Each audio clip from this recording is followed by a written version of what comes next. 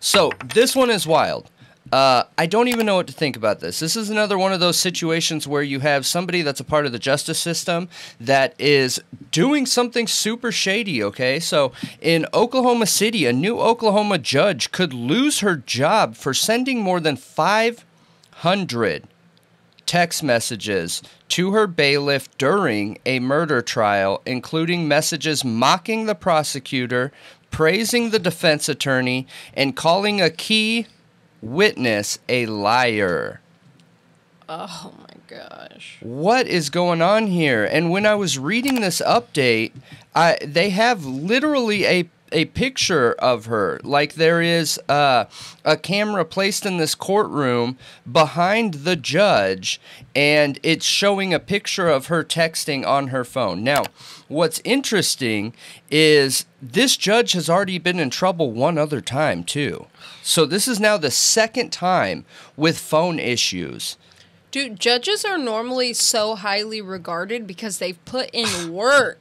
They have worked their butts off to get to that point of being a judge. So for a judge to behave this way is just mind-blowing. I agree. Like, the context of what you're saying in those text messages is a big issue, but the fact that you're pulling your attention away from the courtroom when you have two professionals in front of you. This was a murder case, okay? So you have people's lives in your hands, and you're taking the time that it takes to write and send 500 text messages just talking trash to not focus on your job and focus on the phone. What is going on there? You got me. I don't know. I mean, everybody is human, obviously. Everybody is fallible, but judges are kind of like the wise men of the courtroom. You know what I mean? Yes. Like, they are supposed to hold order in the court. They are supposed to set the standards and expectations. They're like the god of that courtroom. Like, they are supposed to be reasonable, logical. You know, this is crazy. And this is another one of those situations where I've said this multiple times, and I'll say it again, that when you have a key person that is in our justice system that is handling things the wrong way, they need to be judged very harshly, very quickly, and that corrected. Otherwise, people lose faith in the justice system. And this is another situation where we've seen multiple judges, attorneys doing criminal acts. You have the one in California that we covered on multiple times that shot his wife and immediately let people know, like, hey, I did this thing, which sure, you were honest and honorable and throwing yourself under the bus and saying, hey, I made a mistake and did this thing. I wish it would have never happened to begin with. But then you have situations like this where you have people's lives on the line that you're expected to judge, grade, handle, and manage. And you're more worried about sending messages that say, you know, look at the prosecutor. He's sweating through his coat, making fun of the prosecutor.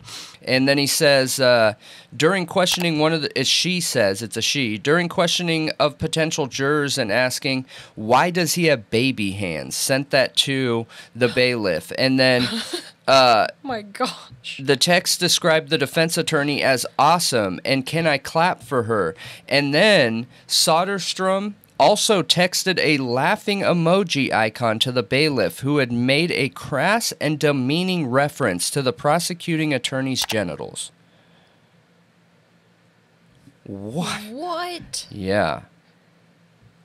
So, totally not what we expect to see from a judge. She sounds like a teenager. I agree. It is really, really, really strange in this situation. And 500 text messages talking trash about what's going on in the courtroom.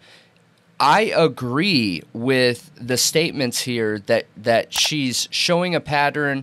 They said that the pattern of conduct demonstrates respondent Soderstrom's gross neglect of duty, gross partiality and oppression, Chief Justice John Kane wrote. Yeah, I agree.